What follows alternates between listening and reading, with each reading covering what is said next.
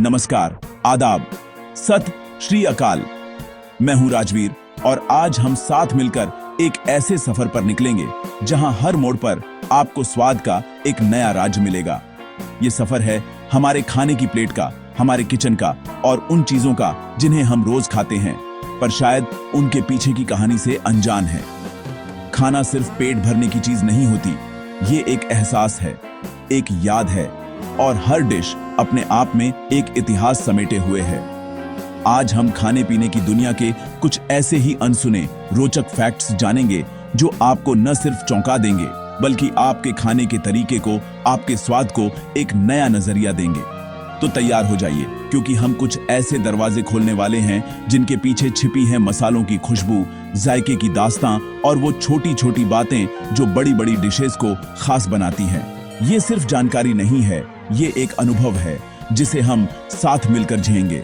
हम जानेंगे कि कैसे एक आम सा दिखने वाला खाना किसी राजा की शान हुआ करता था, या कैसे किसी गरीब की रसोई से निकली डिश आज पूरी दुनिया पर राज कर रही है।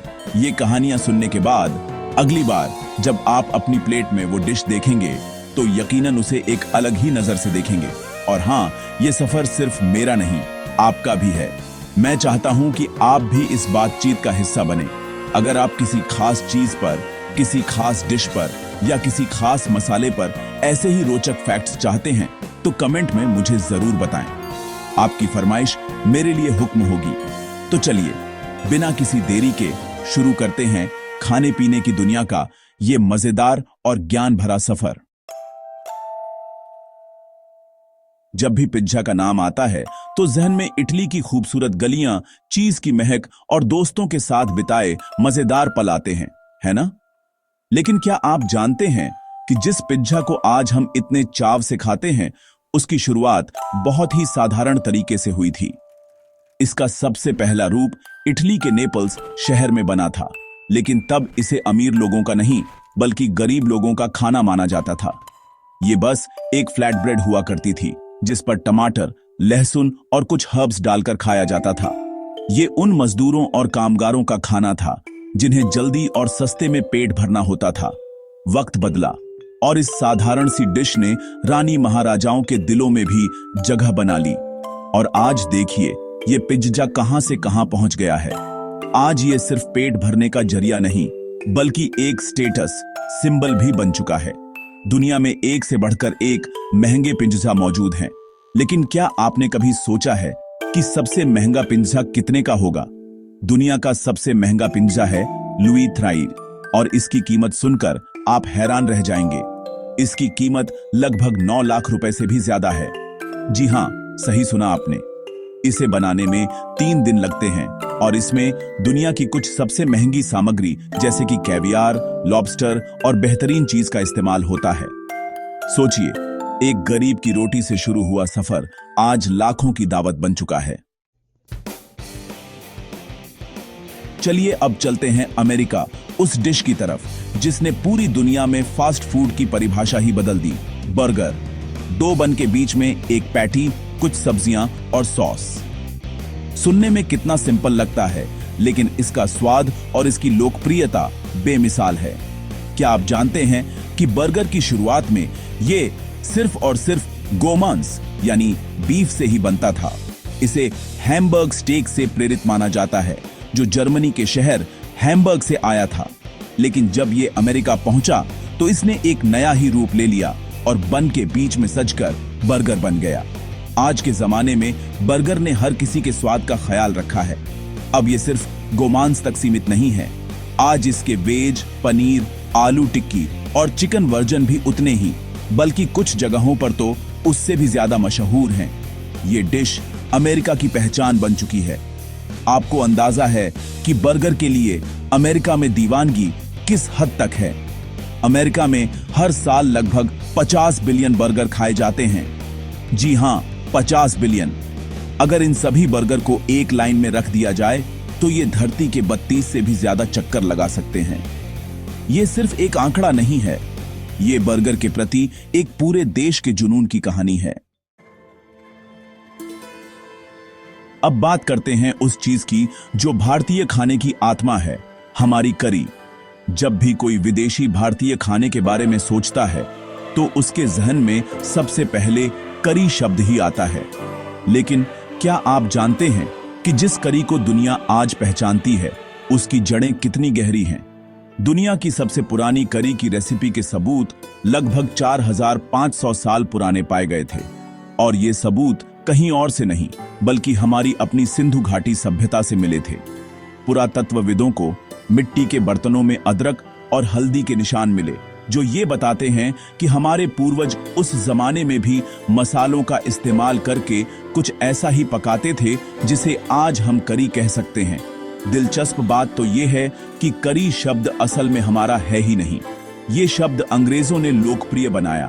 जब वो भारत आए तो उन्होंने यहाँ के हर मसालेदार ग्रेवी वाले व्यंजन को करी कहना शुरू कर दिया, जबकि असल में भारत में हर क्षेत्र में इसके लिए अलग अलग नाम हैं। कहीं इसे सब्जी कहा जाता है तो कहीं रस्सा, महाराष्ट्र में इसे कालवण कहते हैं तो बंगाल में झोल। हर नाम के साथ उसका स्वाद, उसकी बनाने की विधि और उसकी अपनी एक पहचान जुड़ी हुई है। तो अगली बार जब कोई इंडियन करी कहे तो उन्हें बताइएगा कि हमारे पास तो करी का पूरा खजाना है जिसके हर कोने में एक नया जायका छिपा है। नूडल्स का नाम सुनते ही या तो चीन की याद आती है या फिर देर रात की भूख का झटपट इलाज। ज्यादातर लोग यही सोचते हैं कि नूडल्स चीन की देन है और ये बात काफी हद तक सही भी है। लेकिन ये कितने पुराने हैं इसका अंदाजा शायद आपको नहीं होगा। कुछ पुरातत्वविदों को चीन के एक गांव में खुदाई के दौरान एक कटोरा मिला जो मिट्टी में दबा हुआ था। जब उन्होंने उसे खोला तो वे हैरान रह गए। उस कटोरे में दुनिया के सबसे पुराने नूडल्स के नमूने थे जो आज से लगभग 4000 साल पुराने थे। ये मिलेट यानी बाजरे से बने थे और आज भी लगभग सही सलामत थे। ये खोज बताती है कि नूडल्स का सफर कितना लंबा और पुराना है। लेकिन जो नूडल्स आज हमारी रसोई का अहम हिस्सा बन चुके हैं यानी कि इंस्टेंट नूडल्स, उनकी कहानी ज्यादा पुरानी नहीं है। हम सब ने कभी ना कभी 2 मिनट में बनने वाले नूडल्स से अपनी भूख मिटाई है। इन इंस्टेंट नूडल्स का आविष्कार सबसे पहले 1958 में जापान में हुआ था। इसे मोमोफुकु एंडो नाम के एक व्यक्ति ने बनाया था। उनका मकसद था एक ऐसा खाना बनाना जो सस्ता हो, जिसे आसानी से बनाया जा सके और जो लंबे समय तक खराब ना हो। उन्होंने कभी सोचा भी नहीं होगा कि उनका ये छोटा सा आविष्कार एक दिन पूरी दुनिया में छा जाएगा और करोड़ों लोगों के लिए कंफर्ट फूड बन जाएगा। बिरयानी सिर्फ नाम ही काफी है मुंह में पानी लाने के लिए। ये सिर्फ एक डिश नहीं, एक इमोशन है। हर खुशी के मौके पर, हर दावत में बिरयानी की एक खास जगह होती है। लेकिन क्या आपने कभी सोचा है कि ये शाही व्यंजन हमारी प्लेट तक पहुंचा कैसे? बिरयानी की जड़ें असल में भारत से नहीं बल्कि फारस यानी आज के ईरान से जुड़ी हैं। इसका नाम फारसी शब्द बिरिंग से आया है जिसका मतलब होता है पकाने से पहले तला हुआ चावल। माना जाता है कि व्यापारी और यात्री इसे भारत लेकर आए, लेकिन इसे असली पहचान और लोकप्रियता यहाँ के मुगलई दस्तरखान पर मिली। मुगलों ने इस डिश को अपनाया और इसे अपने शाही अंदाज में ढाल दिया। उन्होंने इसमें केसर, मेवे और खुशबूदार मसालों का इस्तेमाल करके इसे एक नया ही रूप दिया और यहीं से भारत में बिरयानी का सुनहरा सफर शुरू हुआ। भारत की खूबसूरती यही है कि यहाँ हर चीज अपना एक अलग रंग ले लेती है। बिरयानी के साथ भी कुछ ऐसा ही हुआ। आज भारत में हैदराबादी, लखनऊई, कोलकाता और मलाबारी बिरयानी जैसे अनगिनत स्टाइल मौजूद हैं। हर बिरयानी का अपना अलग स्वाद है, अपना अलग अंदाज है और अपनी एक अलग कहानी है जो उस जगह की तहजीब और संस्कृति को बयां करती है। गर्मियों की दोपहर हो या किसी खुशी का मौका, एक स्कूप आइसक्रीम से बेहतर और क्या हो सकता है। ये ठंडी मीठी खुशी जिसे आज हम इतने शौक से खाते हैं, इसका इतिहास भी बड़ा दिलचस्प और ठंडा है। हम में से ज्यादातर लोग सोचते होंगे कि आइसक्रीम यूरोप या अमेरिका की देन है, लेकिन आप जानकर हैरान होंगे कि आइसक्रीम का सबसे पहला रूप आज से हजारों साल पहले प्राचीन चीन में बना था। उस समय इसे बनाने का तरीका आज से बहुत अलग था। वे लोग बर्फ या जमी हुई बर्फ को दूध और चावल के मिश्रण के साथ मिलाकर एक ठंडी डिश बनाते थे। ये आज की आइसक्रीम जैसी स्मूथ तो नहीं थी, लेकिन यहीं से इस ठंडे जायके की शुरुआत हुई। ये आइडिया फिर मार्को पोलो के जरिए चीन से इटली पहुंचा और फिर धीरे धीरे पूरी दुनिया में फैल गया। आज के जमाने में तो आइसक्रीम के अनगिनत फ्लेवर और वैरायटी मौजूद हैं। लेकिन क्या आप जानते हैं कि दुनिया में सबसे ज्यादा आइसक्रीम कहां खाई जाती है? ये देश है अमेरिका। एक औसत अमेरिकी साल में लगभग 23 पाउंड यानी करीब 10 किलो से भी ज्यादा आइसक्रीम खा जाता है। अमेरिका में आइसक्रीम सिर्फ एक डेजर्ट नहीं, बल्कि एक कल्चर का हिस्सा है। ये दिखाता है कि कैसे चीन में शुरू हुआ एक साधारण सा ठंडा नुस्खा आज पूरी दुनिया के दिलों पर राज कर रहा है। और आखिर में बात करते हैं उस अन्न की जिसके बिना शायद हम भारतीयों का खाना अधूरा है। चावल। दाल चावल, राजमा चावल, बिरयानी, पुलाव, खीर, हमारी रसोई चावल के बिना अधूरी है। ये हमारी थाली का इतना अहम हिस्सा है कि हम कभी सोचते भी नहीं कि ये आया कहां से होगा। चावल की खेती का इतिहास इंसानी सभ्यता जितना ही पुराना है, लगभग 10,000 साल पुराना। इसके सबसे पुराने सबूत भारत और चीन दोनों ही जगहों से मिलते हैं, जिससे यह पता चलता है कि हमारे पूर्वजों ने बहुत पहले ही इस जादुई अनाज की अहमियत को समझ लिया था। यह दुनिया के सबसे पुराने और सबसे ज्यादा खाए जाने वाले अनाजों में से एक है।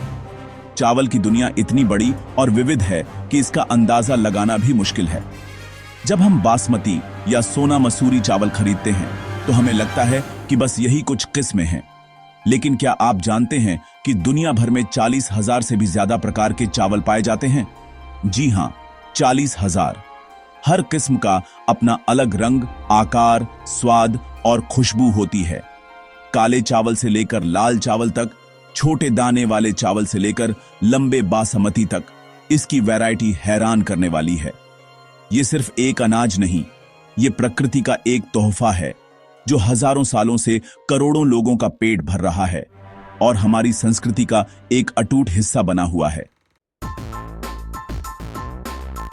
तो दोस्तों, ये था हमारा आज का जायके भरा सफर, जहां हमने अपनी रोजमर्रा की प्लेट में सजी डिशेस के पीछे छिपी अनसुनी कहानियों को जाना। उम्मीद है कि आपको ये फैक्ट्स उतने ही दिलचस्प और मजेदार लगे होंगे जितने मुझे आपको बताते हुए लगे। खाना सिर्फ एक जरूरत नहीं है, ये एक कला है, एक विज्ञान है और एक इतिहास है। हर दाने में, हर मसाले में एक कहानी छिपी है और जब हम उस कहानी को जानते हैं तो खाने का मजा दोगुना हो जाता है।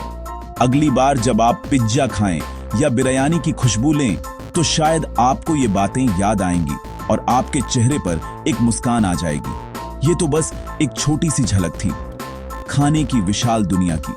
अभी तो न जाने कितने ही ऐसे राज हैं, कितनी ही ऐसी कहानियां हैं जो हमने सुनी ही नहीं। हर शहर, हर गांव, हर रसोई की अपनी एक अलग दास्तां है जो बस खोजे जाने का इंतजार कर रही है।